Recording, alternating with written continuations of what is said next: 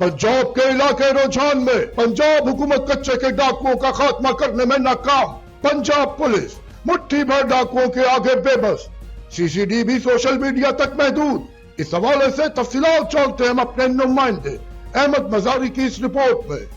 रुझान के कच्चे में 40 साल से मुट्ठी भर डाकू पनाह गजीन हैं, जिनको जजीरा नुमा ज़मीनी खदोखाल दरिया सिंध की कई रुकावटों की वजह से मुकम्मल पनाह हासिल है। 40 साल से कायम डाकू राज के बायस कच्चे के डाकुओं का नेटवर्क कई अजला तक फैल चुका है, जिसकी वजह से रुझान और गिरदनवा में आए रोज अगवा बरे तावान की वारदातों से शहरियों में खौफ व हरास पाया जाता है। पंजाब पुलिस के पास वसैल न होने की बायस मुट्ठी भर डाकुओं के आगे बेबस हैं। मुतअद्दिद ऑपरेशन में पुलिस के जवानों ने अमन की बहाली के लिए जानें कुर्बान की।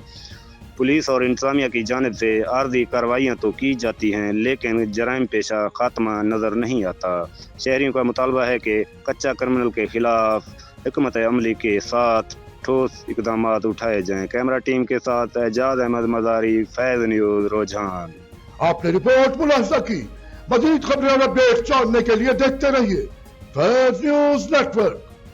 फैज़ न्यूज़, फैज़ सबके लिए।